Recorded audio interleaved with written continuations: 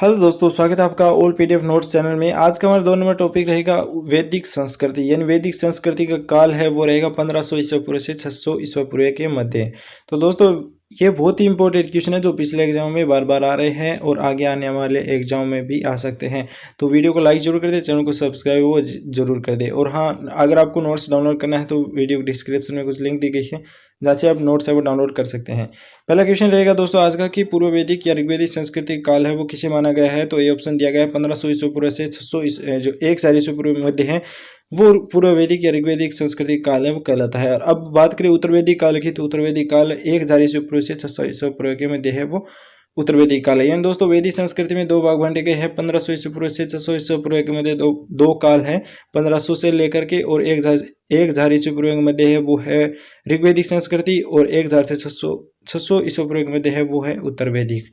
अगला 3 number question रहेगा हमारा, आर्य शब्द का है वो शाब्दिक अर्थ क्या है। दोस्तों बी ऑप्शन दिया गया है श्रेष्ठ या कुलीन होता है। आर्य शब्द का शाब्दिक अर्थ श्रेष्ठ या कुलीन है, बी ऑप्शन सही रहेगा। अगला 4 नंबर क्वेश्चन है, प्रारंभिक आर्यों के बारे में कथनों में से कौन सा सही नहीं है, यानी वो मुख्यतः नगरों में निवास करते थे। ये ऑप्शन है वो गलत रहेगा, क्योंकि वो मुख्यतः नगरों में निवास नहीं करते थे। वो संस्कृत बोलते थे, घुड़सवारी करते थे, कई झुंडों में भारत पहुंचे थे, लेकिन वो नगरों में निवास है वो नहीं करते। तो इसका डी ऑप्शन सही रहेगा। अगला क्वेश्चन रहेगा, इनमें से किस फसल का ज्ञान वैदिक काल में नहीं था। दोस्तों वैदिक काल में है वो जो गेहूं चावल का ज्ञान था, लेकिन तंबाकू ज्ञान नहीं था। तो इसका डी ऑप्शन है वो सही रहेगा। उत्तर वैदिक काल में वेद विरोधी और ब्राह्मण विरोधी धार्मिक अध्यापकों को किस नाम से जाना जाता था, यानी श्रवण के जो शर्मण है उस नाम से ब्राह्मण विरोधी और धार्मिक अध्यापक थे उनको बोला जाता है श्रमण। तो इसका बी ऑप्शन सही रहेगा। 7 नंबर क्वेश्चन रहेगा, वैदिक गणित का महत्वपूर्ण अंक क्या है। तो शुल्ब सूत्र है। दोस्तों सी ऑप्शन इसका करेक्ट रहेगा, वैदिक गणित का महत्वपूर्ण अंक शुल्ब सूत्र है। अगला क्वेश्चन रहेगा, किस वेद में प्राचीन वैदिक युग की संस्कृति के बारे में सूचना दी गई थी। तो ए ऑप्शन इसका सही रहेगा, ऋग्वैदिक काल में है वो प्राचीन युग की संस्कृति के बारे में सूचना दी गई थी। 9 नंबर क्वेश्चन रहेगा, उत्तर वैदिक काल में लिखे गए ग्रंथों का सही क्रम है वो कौन सा है। तो ए ऑप्शन इसका सही रहेगा, वेद, ब्राह्मण, आरण्यक और उपनिषद। अगला क्वेश्चन रहेगा, वेदों की संख्या कितनी है। तो 4 है, सी ऑप्शन इसका सही रहेगा। 11 नंबर क्वेश्चन है, कौन से 3 वेद संयुक्त रूप से त्रय और वेद त्रय कहलाते हैं। तो ए ऑप्शन इसका सही रहेगा, ऋग्वेद, यजुर्वेद और सामवेद। इसमें अथर्ववेद है वो शामिल नहीं है। अगला क्वेश्चन रहेगा, भारत के राज्य में प्रयुक्त होने वाले शब्द सत्य में जयते हैं वो किस उपनिषद से लिया गया था। तो दोस्तों ये ऑप्शन इसका सही रहेगा, मुंडक उपनिषद है उससे सत्य में जयते हैं वो लिया गया है। अगला 13 नंबर क्वेश्चन है, ऋग्वेद आर्यों का मुख्य व्यवसाय वो क्या था। पशुपालन था दोस्तों। और हड़प्पा की बात करें तो वो यानी व्यापारी थे। तो इसका बी ऑप्शन सही रहेगा, क्योंकि ऋग्वेद आर्य है वो पशुपालन ही करते थे, उनका व्यवसाय पशुपालन ही था। तो बी ऑप्शन इसका सही रहेगा। अगला क्वेश्चन है, भारतीय संगीत का आदि ग्रंथ है वो कहा जाता है। तो सामवेद को कहा जाता है। इससे सबसे पता लगता है कि सामवेद यानी संगीत से संबंधित है। तो इसका जो भारतीय संगीत है वो आदि ग्रंथ सामवेद कहा जाता है। तो डी ऑप्शन इसका सही रहेगा। 15 नंबर क्वेश्चन है, प्रथम विधि निर्माता मनु थे, यानी ए ऑप्शन इसका सही रहेगा। अगला 16 नंबर क्वेश्चन रहेगा, कृष्ण भक्ति का प्रथम और प्रधान ग्रंथ है। तो बी ऑप्शन है श्रीमद् भागवत गीता, करेक्ट रहेगा बी ऑप्शन। 17 नंबर क्वेश्चन, ऋग्वेद में संपत्ति का प्रमुख रूप है वो क्या है। तो गोधन है, ए ऑप्शन इसका सही रहेगा।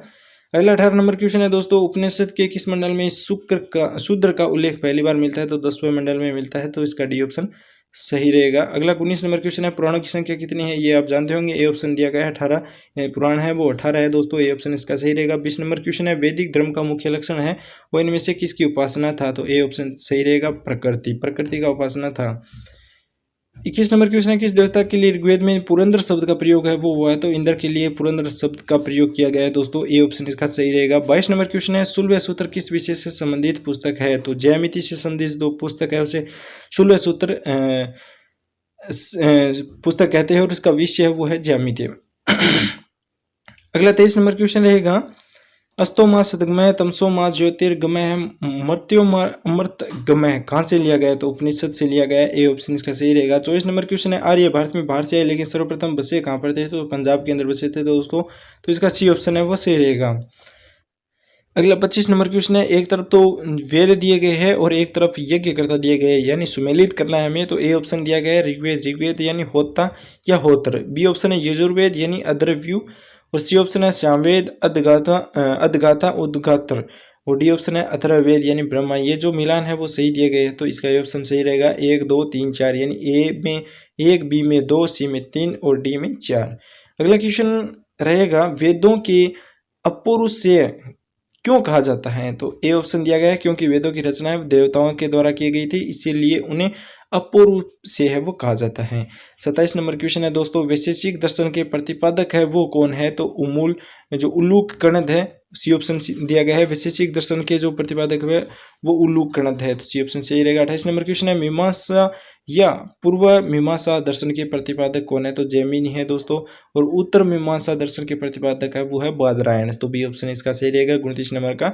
30 नंबर क्वेश्चन रहेगा ऋग्वेद का कौन सा मंडल पूर्णतः सोम को समर्पित है? तो जो सी ऑप्शन है नौवां मंडल है वो सोम को समर्पित है। ऋग्वेद का नौवां मंडल सोम को समर्पित है, सी ऑप्शन इसका सही रहेगा। 31 नंबर क्वेश्चन है दोस्तों, प्रसिद्ध 10 राजाओं का युद्ध 10 राज युद्ध किस नदी के तट पर लड़ा गया था? तो जो पुरुषणी नदी है उसके तट पर 10 राज युद्ध है वो लड़ा गया था, डी ऑप्शन इसका सही रहेगा। धर्मशास्त्रों में भू राजस्व की दर है वो क्या है? तो 1/6 है। ये क्वेश्चन बहुत ही इंपॉर्टेंट है दोस्तों, सी ऑप्शन इसका सही रहेगा, क्योंकि जो धर्मशास्त्र के भू राजस्व की दर है वो 1/6 है, सी ऑप्शन इसका सही रहेगा। अगला 33 नंबर क्वेश्चन है 800 ईसा पूर्व से 600 ईसा पूर्व का काल किस युग से जुड़ा हुआ है? तो ब्राह्मण युग से जुड़ा हुआ है, ए ऑप्शन इसका सही रहेगा। अगला क्वेश्चन है किस काल में अछूत की अवधारणा स्पष्ट रूप से उदित हुई थी? तो डी ऑप्शन इसका सही रहेगा, धर्मशास्त्र के काल में है वो अछूत की अवधारणा है वो स्पष्ट रूप से उदित हुई थी। 35 नंबर क्वेश्चन है एशिया माइनर स्थित बेगाज कोई का महत्व इसलिए है क्योंकि वहाँ जो अभिलेख प्राप्त हुए हैं उनमें 4 वैदिक देवता है, इंद्र, वरुण, मित्र, नातस्य, और इसका जो उल्लेख है वो मिलता है, ए ऑप्शन इसका करेक्ट हो गया। अगला क्वेश्चन रहेगा गायत्री मंत्र देवी स्वीत्र को संबोधित किस पुस्तक में मिलता है? तो ऋग्वेद में मिलता है दोस्तों, ये ऑप्शन इसका करेक्ट रहेगा।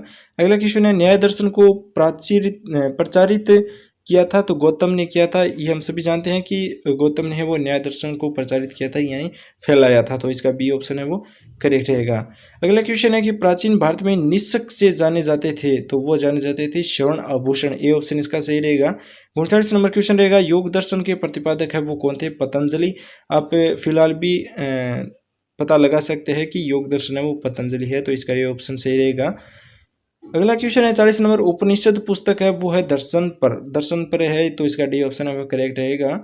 अगला 41 नंबर क्वेश्चन है दोस्तों, वो भी सुमेलित करने पर है, तो एक तरफ है वो वेद दिए गए हैं, दूसरी तरफ है जो संगीत है उनके बारे में बताता है। वेद है वो किस बारे में है?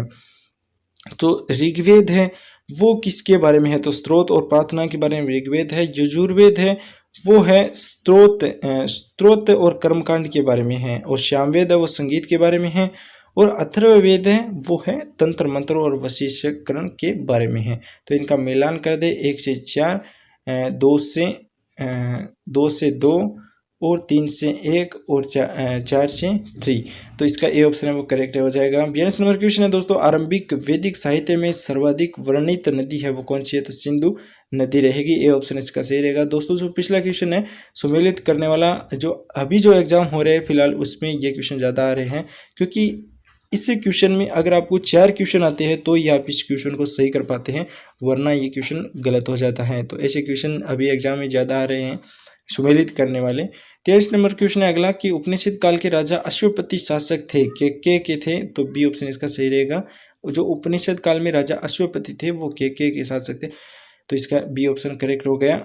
44 नंबर क्वेश्चन है अध्यात्म ज्ञान के विषय में नचिकेता और यम का संवाद किस उपनिषद में प्राप्त होता है? तो सी ऑप्शन इसका सही रहेगा, कठोपनिषद में है वो प्राप्त होता है, तो इसका सी ऑप्शन रहेगा। 45 नंबर क्वेश्चन रहेगा वैदिक नदी कुंभा काबुल का स्थान कहाँ निर्धारित होना चाहिए? तो ए ऑप्शन सही रहेगा, अफगानिस्तान में है वो वैदिक नदी कुंभा का स्थान है वो निर्धारित होना चाहिए, ए ऑप्शन सही रहेगा। 46 नंबर क्वेश्चन है कपिल मुनि द्वारा प्रतिपादित दार्शनिक प्रणाली है वो है सांख्य दर्शन। कपिल मुनि की जो प्रणाली है वो सांख्य दर्शन है दोस्तों। 47 नंबर क्वेश्चन है भारत के किस स्थल की खुदाई से लोहे धातु के प्रचलन के प्राचीनतम प्रमाण मिले हैं? तो वो बी ऑप्शन रहेगा।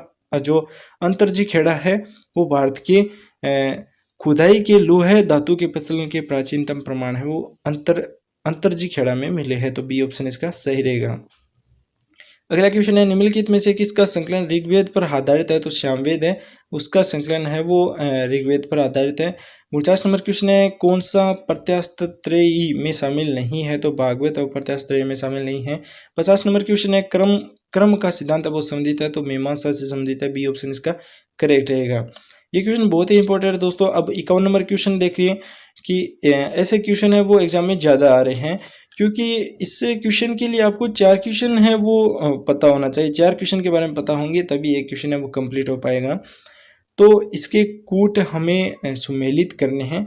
एक तरफ वेद दिए गए हैं, दूसरी तरफ ही ईश्वर महिमा, बलिदान विधि, औषधि संबंधित संगीत और इनके बारे में बताया गया है वेदों के बारे में। तो ये ऑप्शन देखिए कि अथर्ववेद है वो औषधि से संबंधित है, और ऋग्वेद है वो है ईश्वर महिमा से, और यजुर्वेद है वो है बलिदान से, और सामवेद है वो है संगीत से। तो ये ऑप्शन इसका करेक्ट हो गया। अगला क्वेश्चन रहेगा, चरक संहिता नामक पुस्तक के किस विषय से संबंधित है? तो चिकित्सा से संबंधित है दोस्तों। चरक संहिता, ये क्वेश्चन बार बार आता है क्योंकि चरक संहिता है वो चिकित्सा से संबंधित पुस्तक है। सी ऑप्शन इसका सही रहेगा। 53 नंबर क्वेश्चन है, यज्ञ संबंधित विधि विधानों का पता चलता है? तो वो चलता है यजुर्वेद से, डी ऑप्शन इसका सही रहेगा। ये क्वेश्चन इंपॉर्टेंट है क्योंकि RAS-RTC 1999-2000 में भी आ चुका है। 54 नंबर क्वेश्चन है, वैदिक युगीन सभ्यता, यानी जो सी ऑप्शन है मंत्रिपरिषद थी, वैदिक युगीन जो सभा थी वो मंत्रिपरिषद थी, तो सी ऑप्शन इसका करेक्ट हो गया। 55 नंबर क्वेश्चन है दोस्तों, वैदिक युग में प्रचलित लोकप्रिय शासक प्रणाली थी? तो वो थी गणतंत्र, सी ऑप्शन इसका करेक्ट रहेगा। 56 नंबर क्वेश्चन है, सबसे प्राचीन वेद कौन सा है? तो ऋग्वेद है, ये हम सभी जानते हैं, ए ऑप्शन इसका करेक्ट रहेगा क्योंकि सबसे प्राचीन वेद है वो है ऋग्वेद। 57 नंबर क्वेश्चन है दोस्तों, निम्नलिखित में से कौन भारतीय दर्शन की आरंभिक विचारधारा है? तो वो है सांख्य, ए ऑप्शन इसका करेक्ट रहेगा। अगला क्वेश्चन है वो रहेगा, सांख्य, योग, न्याय, वैशेषिक, मीमांसा एवं वेदांत, इन 6 भिन्न भारतीय दर्शन जो दर्शनों की स्पष्ट रूप से अभिव्यक्त हुई है वो है, ए ऑप्शन सही है, वैदिक युग में। 59 नंबर क्वेश्चन है दोस्तों, निम्नलिखित में से वह दस्तकारी कौन सी है जो आर्यों द्वारा व्यवहार में नहीं लाई गई थी? तो डी ऑप्शन इसका सही रहेगा, लुहार, लोहागिरी।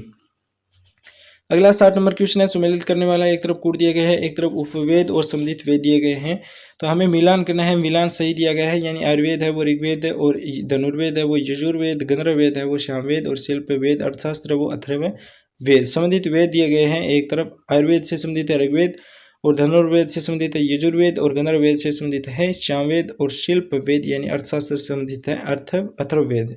तो इसका ये ऑप्शन सही हो गया। अगला 61 नंबर क्वेश्चन, ऋग्वेद में किन 6 मंडलों को वंश मंडल यानी गोत्र मंडल कहा जाता है? तो ए ऑप्शन दिया गया है, 2 रे मंडल से 7वें मंडल तक है वो ऋग्वेद में 6 मंडलों को वंश मंडल या गोत्र मंडल कहा जाता है। 62 नंबर क्वेश्चन है, किस वेद में जादुई माया यानी वशीकरण का वर्णन मिलता है? तो वो मिलता है दोस्तों, डी ऑप्शन सही है, अथर्ववेद में। इसका डी ऑप्शन करेक्ट हो गया। आर्य शब्द इंगित करता है श्रेष्ठ वंश या कुलीन वंश को, तो डी ऑप्शन इसका सही हो गया। 64 नंबर क्वेश्चन है, ऋग्वेद में कुल कितने मंडल थे? तो 10 मंडल थे दोस्तों, डी ऑप्शन इसका करेक्ट हो गया। 65 नंबर क्वेश्चन है, आर्य भारत में समय कहाँ से आए थे? तो मध्य एशिया से आए थे, बी ऑप्शन का सही हो गया। अगला क्वेश्चन रहेगा, कौन सा वेद अष्टय गद्य रूप से भी रचित है? तो बी ऑप्शन इसका सही हो गया, यजुर्वेद से। 67 नंबर क्वेश्चन है, सबा और समिति प्रजापति की 2 पुत्रियां थी, उनका उल्लेख किस वेद में मिलता है? तो अथर्ववेद में मिलता है, डी ऑप्शन इसका सही हो गया।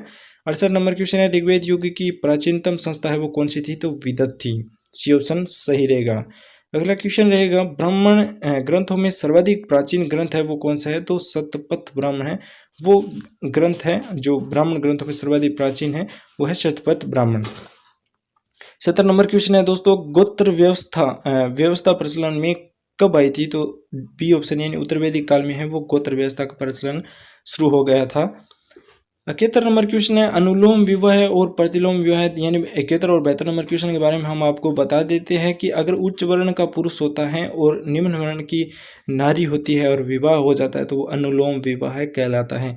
अगर निम्न वर्ण का पुरुष होता है और उच्च वर्ण की नारी होती है तो वो प्रतिलोम विवाह हो जाता है। तो इसमें दोनों क्वेश्चन है वो कंप्लीट होते हैं। अगले क्वेश्चन की तरफ बढ़े। अगला क्वेश्चन रहेगा, वैदिक युग में यव है वो कहा जाता था जौ को, और जो ब्री है वो चावल को कहा जाता था। तो दोनों क्वेश्चन कंप्लीट होते हैं। वैदिक युग में यव को जो को यव कहा जाता था और ब्री है वो चावल को कहा जाता। तो इसका 74 नंबर का ए ऑप्शन सही हो गया और 73 नंबर का बी ऑप्शन सही हो गया। जो अथर्व का अर्थ है वो है दोस्तों पवित्र जादू, ए ऑप्शन इसका सही हो गया। 76 नंबर क्वेश्चन रहेगा, सही मिलान करना है हमें। तो शिक्षा है वो ध्वनि शास्त्र से, कल्पसूत्र है वो कर्मकांड से, निरुक्त है वो शब्द युवती शास्त्र भाषा से, और छंद है वो छंद शास्त्र से। तो इसका ये ऑप्शन है वो सही रहेगा। अगले क्वेश्चन की तरफ बढ़े। अगला क्वेश्चन आज का हमारा कि प्राचीनतम व्याकरण अष्टाध्यायी के रचयिता है वो कौन है? तो पाणिनि है। डी ऑप्शन इसका सही रहेगा। ये हम सभी जानते हैं, RSRTC 2009, JPSC 2001 में भी ये क्वेश्चन बार बार आ चुका है। प्राचीनतम व्याकरण यानी अष्टाध्यायी है, उसके रचनाकार है वो पाणिनि है, तो इसका डी ऑप्शन सही हो गया। 78 नंबर क्वेश्चन है, निम्न में से कौन सी समृद्धि प्राचीनतम है? तो मनु समृद्धि दोस्तों सबसे प्राचीन समृद्धि है, तो इसका ये ऑप्शन सही रहेगा। ये क्वेश्चन बार बार एग्जाम में रिपीट हो रहा है। 19 नंबर क्वेश्चन है, आदि काव्य की संज्ञा किसे दी जाती है? तो रामायण को दी जाती है। ए ऑप्शन इसका सही हो गया। 80 नंबर क्वेश्चन है, प्राचीनतम पुराण है वो कौन सा है? तो मत्स्य पुराण है। ए ऑप्शन इसका सही रहेगा। 80 नंबर क्वेश्चन है, ऋग्वेद में सबसे पवित्र नदी है वो किसे बताया गई है? सरस्वती नदी को सबसे पवित्र नदी बताई गई है। बी ऑप्शन इसका करेक्ट रहेगा। वैदिक समाज की आधारभूत इकाई है वो क्या है? तो कुल कुटुंब है। ए ऑप्शन इसका सही रहेगा।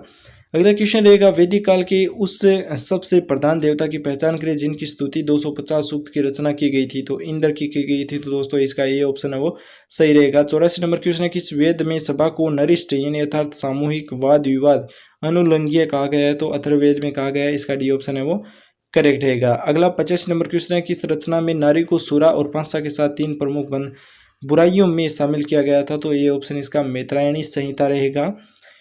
86 नंबर क्वेश्चन है, उत्तर वैदिक काल में किस देवता को सर्वोच्च स्थान प्राप्त हुआ है? तो प्रजापति को हुआ है। ए ऑप्शन इसका सही रहेगा। इन्हें सर्वोच्च स्थान है वो प्रजापति को प्राप्त हुआ है। अगला क्वेश्चन है वो भी दोस्तों सुमेलित करने वाला है। ये क्वेश्चन बार बार ऐसे ही आ रहे हैं क्योंकि एग्जाम में फिलहाल यही क्वेश्चन ज़्यादा आते हैं, क्योंकि इस क्वेश्चन के लिए आपको 4 क्वेश्चन याद होने बहुत ही जरूरी हैं। तो इसके जो मिलान है वो सही दिए गए हैं, यानी राजस्व यज्ञ है तो राजा के सिंहासनारोहण से संबंधित यज्ञ हैं। अश्वमेध यज्ञ है वो राजनीतिक शक्ति बढ़ाने हेतु किए जाने वाले यज्ञ, और वाजपेयी यज्ञ है वो शौर्य प्रदर्शन या प्रजा के मनोरंजनार्थ किया जाने वाला यज्ञ है। डी ऑप्शन है जो अग्निष्टो यज्ञ, यानी देवताओं को प्रसन्न करने के लिए जो यज्ञों को पशुपति दिया और जानलेवा का सोमरस का पालन किया जाने वाला यज्ञ है वो अग्निष्टोक यज्ञ कहलाता है। ए ऑप्शन इसका करेक्ट रहेगा। अगला जो सम्मिलित करने वाला क्वेश्चन है वो रहेगा हमारा कि पुरुषनी है वो इसके जो आधुनिक नाम है वो बताने हैं। ऋग्वेद में उल्लेखित नाम है उनके आधुनिक नाम बताने हमें। तो पुरुषनी है उसका आधुनिक नाम है रावी, और स्तुद्री है उसका सतलुज, और आस्किनी है वो चिनाब, और विपाशा है वो व्यास। ये नदियों के नाम दिए गए हैं। जो हम अभी पढ़ते हैं वो ये नाम है, वो प्राचीन है वो ये है, तो इसका ये ऑप्शन है वो सही रहेगा। अगला 89 नंबर क्वेश्चन रहेगा, संस्कारों की कुल संख्या वो कितनी आप सभी जानते होंगे, 16 है, तो सी ऑप्शन इसका करेक्ट रहेगा। अगला 90 नंबर क्वेश्चन है दोस्तों सुमेलित करने वाला है, तो इसके जो ऑप्शन है वो सही दिए गए। ब्राह्मण विवाह है वो समान वर्ण या जाति के विवाह से किया जाने वाला विवाह है वो ब्राह्मण विवाह है, और देव विवाह है वो पुरोहित का परिश्रम से मिलने वाले कन्या के साथ विवाह किया जाता है। और सी ऑप्शन है आश्चर्य विवाह है कन्या मूल्य के रूप में एक जोड़ी गाय बैल चुरा कर किया गया विवाह है। और प्रजापत्य विवाह है वो बिना दहेज के विवाह किया जाता था, उसे प्रजापत्य विवाह कहते थे। तो इसका ये ऑप्शन करेक्ट हो गया क्योंकि सभी जो कूट है वो सम्मिलित है। अगला क्वेश्चन है, गंधर्व विवाह है वो प्रेम विवाह है, और असुर विवाह है वो कन्या को खरीद कर किया गया विवाह है वो असुर विवाह कहलाता है। राक्षस विवाह सबसे जो घटिया विवाह माना गया है। पराजित राजा की कन्या अपहरण की गई कन्या के साथ विवाह किया जाता था, तो वो राक्षस विवाह कहलाता था। पिशाच विवाह है वो सोई हुई अवस्था में कन्या को गुमराह कर या मानसिक रूप से अस्वस्थ कन्या को गुमराह कर उसके साथ विवाह किया जाता था, तो वो पिशाच विवाह है वो कहलाता था। तो इसका जो कूट है वो सही दिया गया, तो ये ऑप्शन इसका सही रहेगा। अगला क्वेश्चन है दोस्तों, 3 वर्ण में शामिल नहीं है, तो वो है मातृ ऋण, यानी 3 वर्ण में देवऋण पितृण और ऋषि ऋण है वो शामिल है, लेकिन मातृ ऋण है वो शामिल नहीं है, तो इसका डी ऑप्शन करेक्ट हो गया। 13 नंबर क्वेश्चन है, ऋग्वेद काल से संबंधित मातृभांड संस्कृति है वो है ए ऑप्शन, यानी गुरुवर्णी मातृभांड संस्कृति है वो ऋग्वेद काल से संबंधित है। अगला क्वेश्चन है, उत्तरवैदिक काल में से संबंधित मर्दभांड संस्कृति है वो कौन सी है, तो बी ऑप्शन सही रहेगा। चित्रित धूसर मर्दभांड संस्कृति है वो उत्तरवैदिक काल से संबंधित है, तो दोस्तों इसका बी ऑप्शन सही हो गया। 95 नंबर क्वेश्चन है, हरियाणा प्रांत में चित्रित धूसर मर्दभांड यानी PGW स्थल किस स्थान पर हाल ही में किए गए उत्खनन से प्रकाश में आया है, तो भगवानपुर है वो फिलहाल उत्खनन में प्रकाश में आया है, तो बी ऑप्शन इसका करेक्ट हो गया। अगला क्वेश्चन है, प्राचीनतम विवाह संस्कार का वर्णन करने वाला विवाह सूक्त किस में पाया जाता है, तो वो पाया जाता है ए ऑप्शन, यानी ऋग्वेद में पाया जाता है। अगला क्वेश्चन रहेगा 17 नंबर क्वेश्चन रहेगा, ऋग्वेद में अग्नि यानी वध योग्य नहीं शब्द का प्रयोग किया गया है वो है बी ऑप्शन, यानी गाय। 18 नंबर क्वेश्चन है दोस्तों, संग्रहिता कोषाध्यक्ष भागदूत कर संग्रहकर्ता और जो क्षमा छत्री है, पांचवी खेल में राजा का जो सहायक होता था वो क्षमा छत्री कहलाता था। डी ऑप्शन है अक्षपात यानी प्रतिपाद राजा प्रसाद का राक्षस होता था। तो ये सभी ऑप्शन है वो मिलान सही रहेगा। अगला क्वेश्चन रहेगा 99 नंबर क्वेश्चन है ऋत यानी प्राकृतिक संतुलन स्थापित करने के कारण किस वैदिक देवता को ऋतस्य गोप कहा जाता था। तो बी ऑप्शन यानी वरुण को है वो ऋतस्य गोप है वो कहा जाता है। बी ऑप्शन इसका सही हो गया। 100 नंबर क्वेश्चन है आज का हमारा कि निम्नलिखित में से कौन मूलतः जल या समुद्र का देवता कहलाता। तो वरुण है वो जल या समुद्र का देवता कहलाता था। तो इसका सी ऑप्शन है वो सही हो गया। अगला 101 नंबर क्वेश्चन है तीन कर्मों यानी पगों के तीनों लोगों को मापने के कारण उसे उपक्रम कहा जाता था। तो विष्णु यानी विष्णु ने पूरी पृथ्वी को 3 पैरों में यानी नाप दिया था। तो इसका डी ऑप्शन है वो सही रहेगा। अगला 102 नंबर क्वेश्चन तक पहुंच चुके हम। जो पुष्यन है इनके जो देवता है उनके बारे में मिलान करना है। पुष्यन है वो विवाह का देवता था। रुद्र है पशुओं का देवता था। घोष या धो वो जगत के पिता थे। अदिति थे वो देवों की महान माता थी। तो ये ऑप्शन इसका करेक्ट हो गया। सभी मिलान सही दिए गए हैं। मनु समृद्धि मुख्यतः संबंधित है वो किससे है। तो समाज व्यवस्था से संबंधित है। तो इसका ये ऑप्शन सही रहेगा। अगला क्वेश्चन है गायत्री मंत्र की रचना है वो किसने की थी। तो विश्वामित्र ने है वो दोस्तों गायत्री मंत्र की रचना की थी। तो इसका बी ऑप्शन सही हो गया। 105 नंबर क्वेश्चन है अवेस्ता यानी ऋग्वेद में समानता है वो अवेस्ता किस क्षेत्र से संबंधित है। तो ईरान से संबंधित है। बी ऑप्शन इसका सही हो गया। 106 नंबर क्वेश्चन है निम्नलिखित में से कौन सी एक ऋग्वेदिक आर्यों की लाक्षणिक विशेषता नहीं है। तो बी ऑप्शन इसका सही रहेगा। वे लोहे के उपयोग से परिचित है वो नहीं थे। तो इसका बी ऑप्शन करेक्ट हो गया।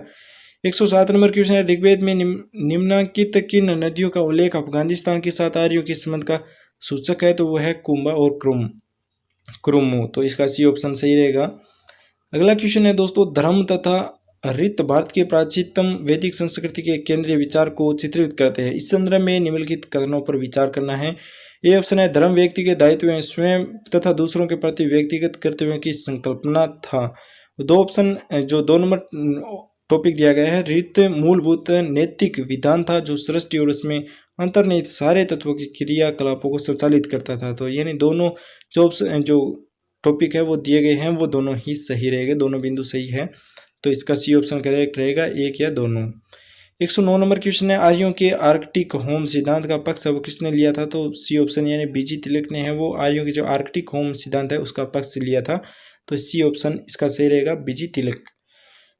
आज का जो अंतिम क्वेश्चन है दोस्तों इस टॉपिक का अंतिम क्वेश्चन है 110 नंबर क्वेश्चन है वो कंप्लीट हो चुके हैं। 110 क्वेश्चन में अगर उत्तर वैदिक टॉपिक में से 110 क्वेश्चनों में से आपको बहुत सारे एग्जाम में क्वेश्चन मिलेंगे क्योंकि ये क्वेश्चन बार बार रिपीट हो रहे हैं और आगे आने वाले एग्जाम में रिपीट होंगे। 110 नंबर लास्ट क्वेश्चन है वैदिक नदियां और आधुनिक नाम है उनका मिलान करना है हमें। तो जो कुंभा है वो है काबुल और पुरुषणी है वो है रावी।